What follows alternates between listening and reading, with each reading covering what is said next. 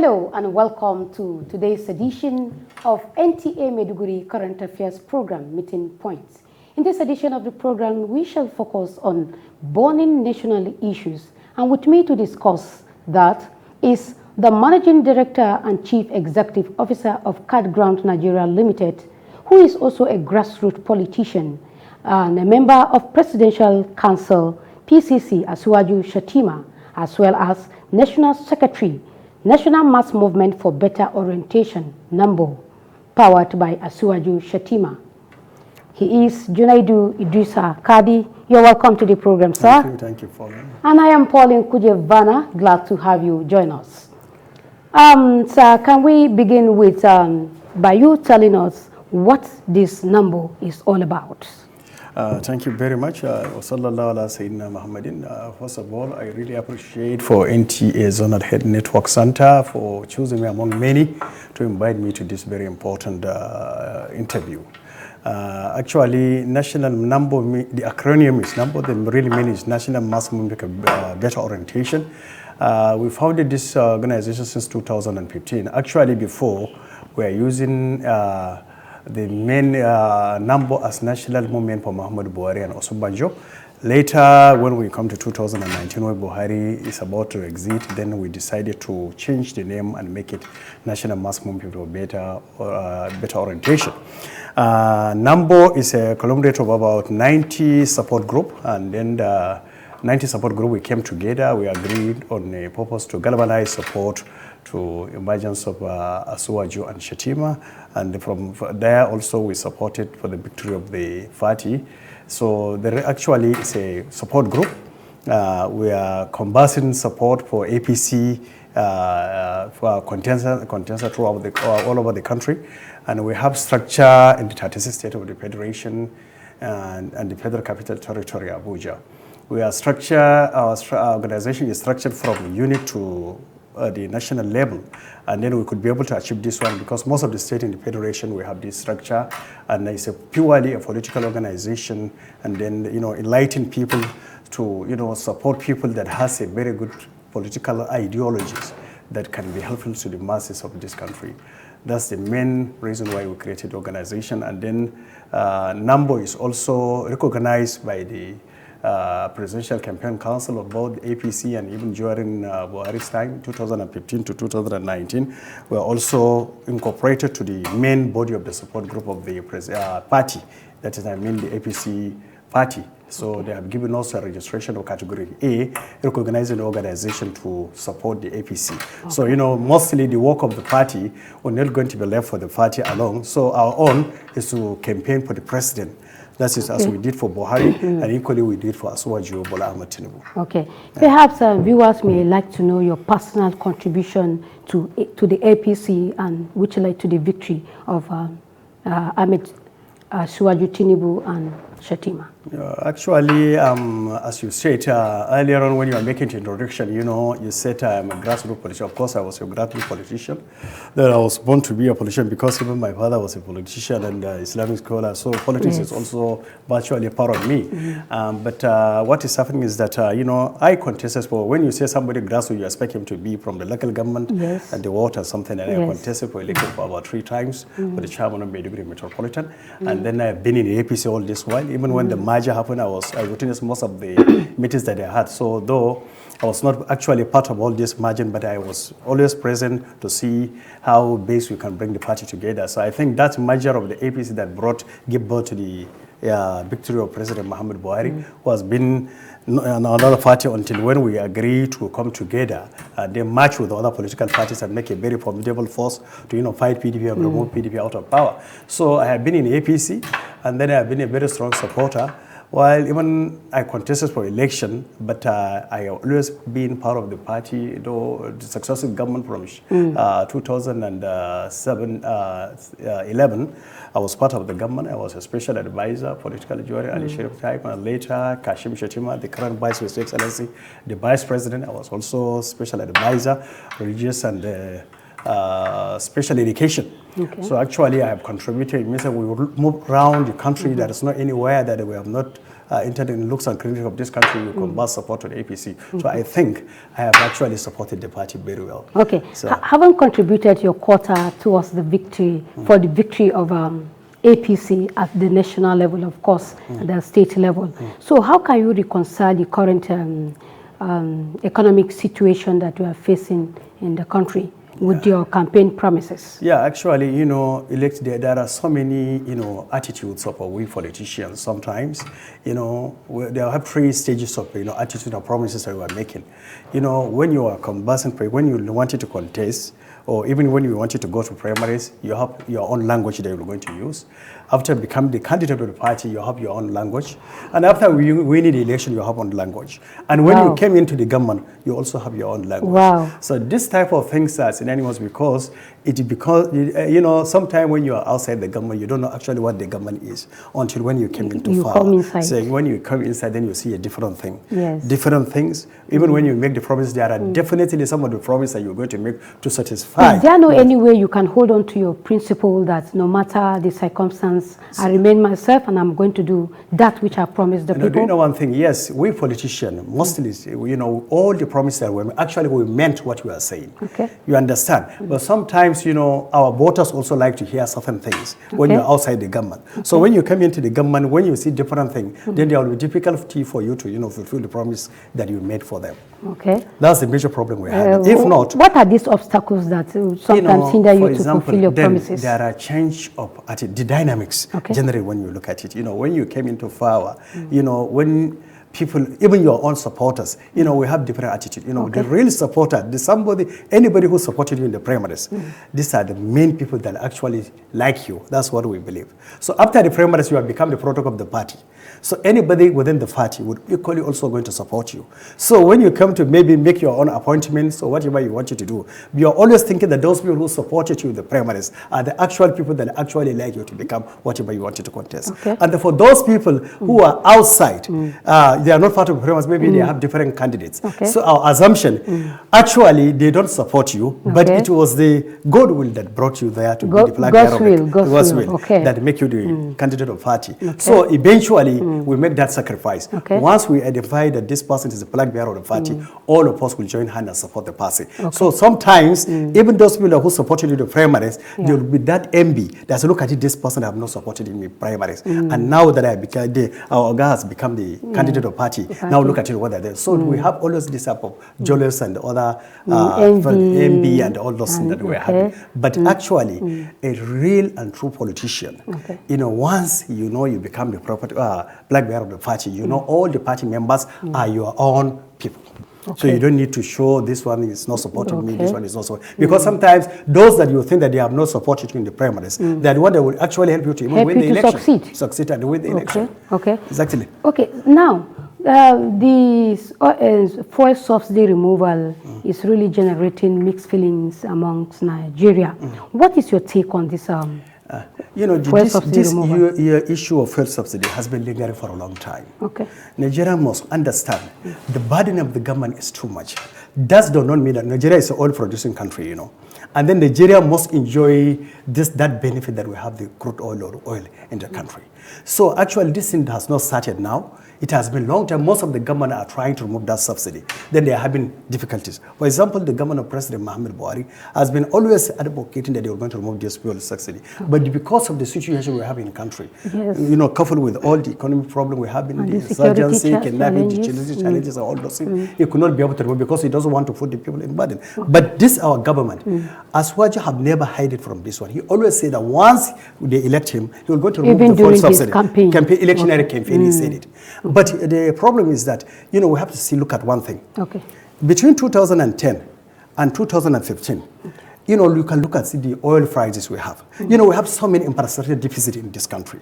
You know, when Nigeria is selling $105 to $102 per crude oil, And then we have earned a revenue between 2012, between 2010 to 2015, Nigeria earns about $388 billion as revenue earnings. And that time, we are having before PDP came into power, General came into power, we have a foreign reserve of about $62 billion, over $60 billion.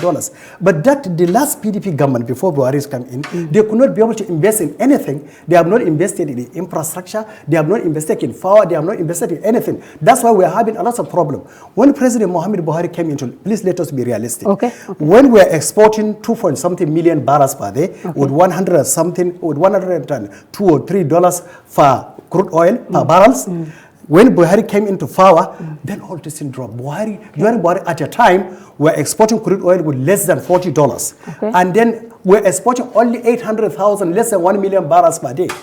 You cannot compare, when you're having 2 million barrels per day and this one is having less than $1 million, it's not a magic. You have to understand that actually there is a problem. And when he came into power, there are so many fundamental issues that all the past government could not be able to do. For example, Buhari has attempted in giving the state bailout. He has done a lot of things.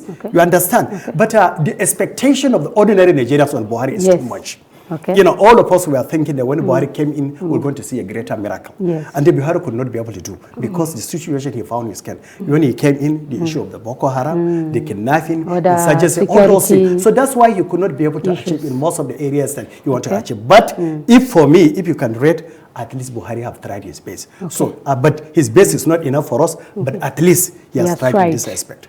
Yeah, and then number two, I want you to come in when you talk of the fuel subsidy removal. The NNPC, they are the least agency on this aspect. For example, I'm very happy to see that the person manning the NNPC is an indigenous of Borno State. That is the person of Mele Kyari.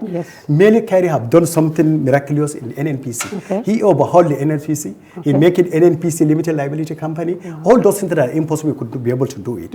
And number two, he was the first person who started talking about that the burden of the government is too much about this government. And that's the policies of the government. The day when Asuwaju announced that they have removed the next day they executed. They implemented before assembly. That's what they are supposed to do.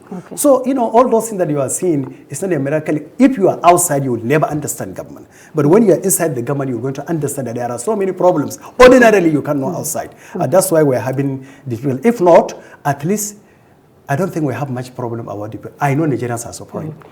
Nigerian is of course, Nigerians are not Nigerians are suffering. Yes. Nigerians are suffering, and in the wisdom of the federal government, it came up with a grant it distributed grants to states, to use as palliative to distribute to the masses to cushion the effect of the fuel subsidy removal. That is in terms of palliatives and all that. Do you think this is in order and it will really go a long way to alleviate the suffering that masses are facing now? Foley, let me tell you, anybody in power, anybody in government always have good intention to do things.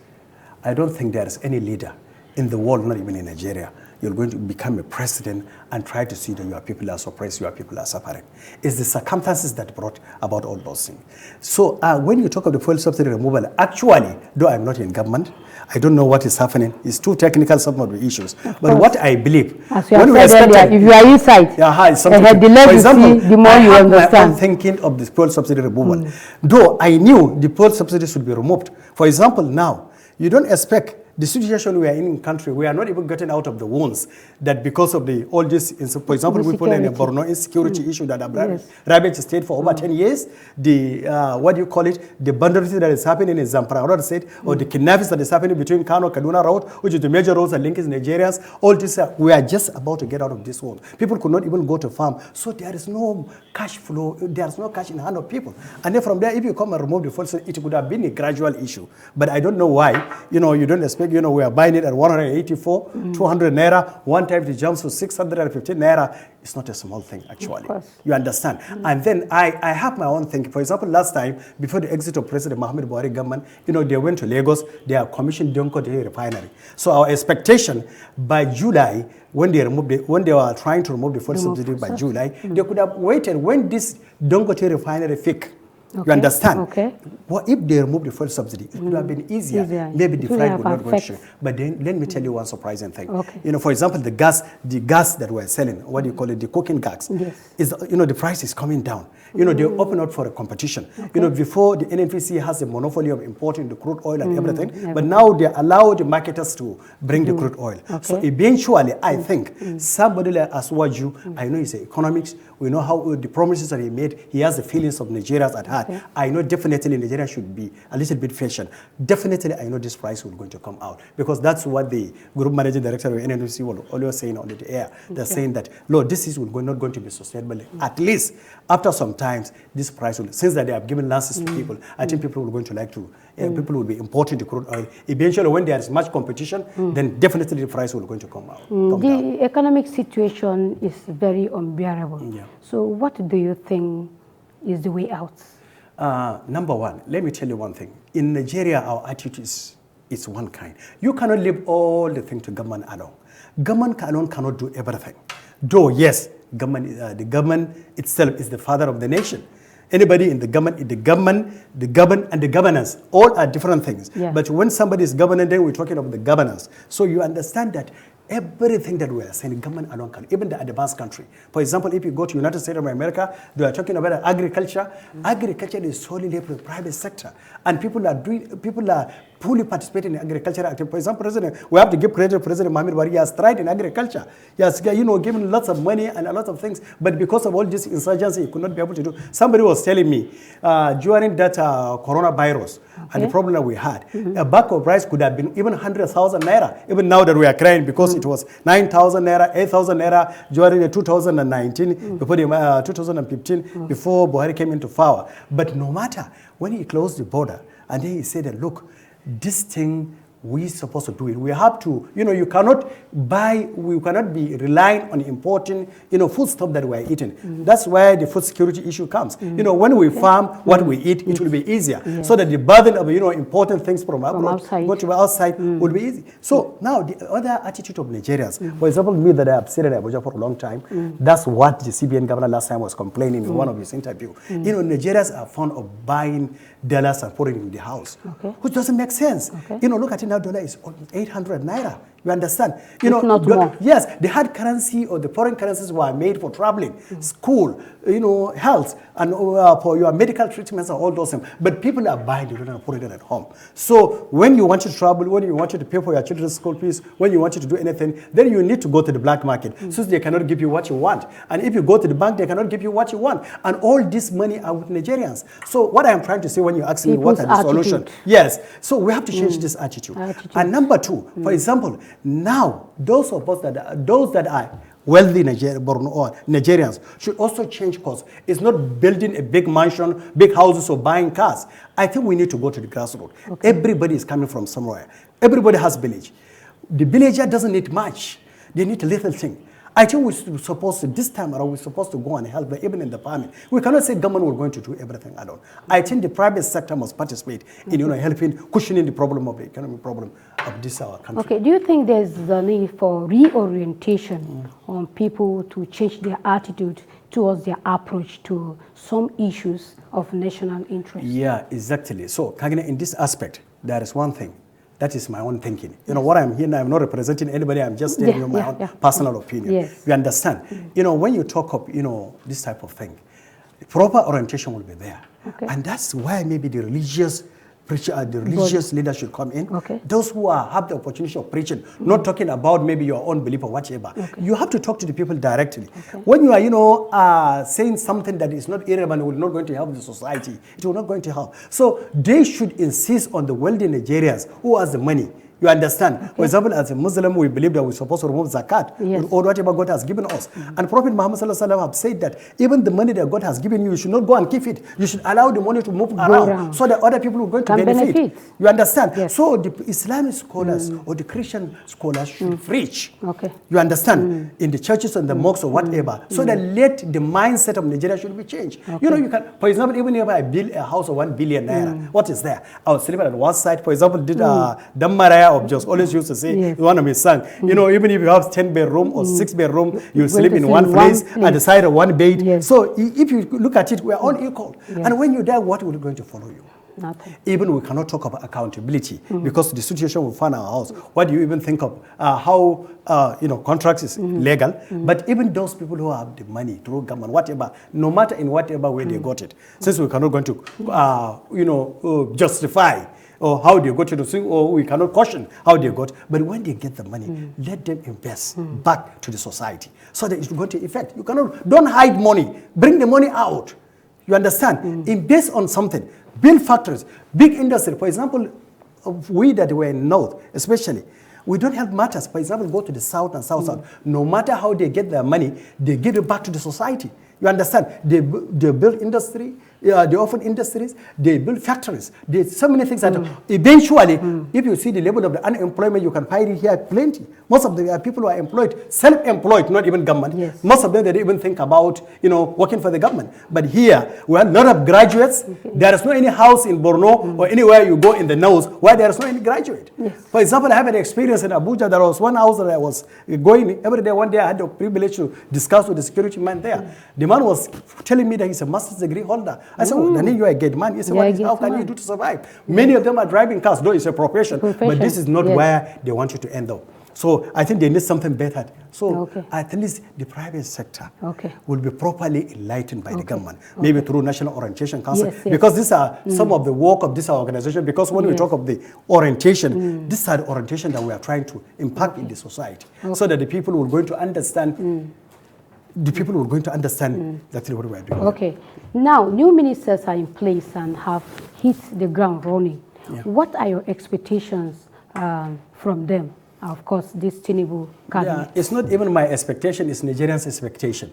Nigerians expect a lot of things in this our government.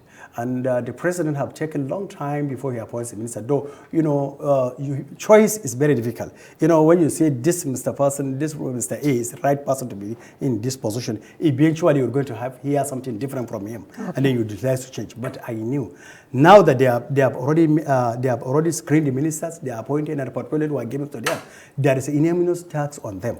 The president is not the type of president who will sit down and watch. He expected that once you are taxed in certain ministry, you expect to deliver and perform. Because Nigerians are desperate, are waiting to see the effect of the government to them without wasting much time. I think you're going to do something better. All right, now coming back to your home state, Borno State, coming out from the ashes of the conflicts, how will you assess the developmental strides of the administration of Governor Zulum? Yeah, in this aspect, you know, first of all, I have to give credit to His Excellency Governor Babagana Zulum. Even though we are not in Maiduguri, we are seeing him, but we are coming and lots of developmental programs are happening. And this is a governor that doesn't stay 2-3 days without not going to the villages and local government. You understand? We have seen him, he has been distributing palliatives and he has doing so many things. So I think the governor is trying. The only thing that the situation we found ourselves, that when you see people in the day, they cannot even eat. I had an experience yesterday, somebody came and nearly cried. He said he has 6 or 7 children. For 3 days, they could not be able to eat anything. That is the situation. Yeah, that's the situation. So people now are suffering. So the task of our leaders is so immense and so demanding. So people expect a lot of things from the governors. So, but I think the governor is trying his best. But then when you look at Maiduguri, I think he has did in last 4 years, for example, one of the one of the developmental programs that the governor has done. For example, go to this custom, this flyover. That was the first flyover that we had. It's very beautiful. Actually, it has changed local. And there are ones that he wanted to do in the Teshankano. So, but people are now not even looking at the development. Is what they were going to eat. So I think the governor will refocus his mind to see that ordinary Borno people are suffering because of this experience of the Boko Haram. For example, in the northern Borno, we have about 10 local governments, though the local government headquarters are operational, but you see that still there's no any economic activities are going. Even farming itself, that our people are predominantly farmers, they could not be able to even go to the farm. So I think, but I think the governor is trying, and then I think we give him little time with this new government, we're going to do a lot of things. Okay, due to time, what is your final message to the people of Borno and of course Nigeria on unity and peace? Yeah, first, you know, united we are strong, Divided, we fall, isn't it? I thank God that now I very much understand that Nigerians knows the importance of being together. With this election that's happened, that has united Nigeria more than ever before. When you people are talking about ethnicity, religion, or whatever, I think this type of thing has gone out of there. I'm just waiting to see in Nigeria why maybe Igbo man from Enugu will come and contest election in Koka and win when he's there, when people accept him. These are the things that I want you to see. And number two, let us be patient. Let us give hope with our leaders. Let us pray for them. So that, when you are criticizing, objective criticism is good. But when you make yourself blind and not even think about what good comes out from our leader, it's not good. So it's good that at least we give them a little time. Right. Both President Asuwaji Bola and Tinubu and Kashim Shettima as our vice president, who is coming from Borno State, I think this team will definitely going to make a very big difference in this country. Thank you very much, Junaidu Idrisa Kadi. We really appreciate your coming. And of course, let's think Nigeria, let's think peace, and let's think unity. That does it on this edition of the program. Do join us next time for fresh edition. I am Pauline Kujevana. Have a good night rest.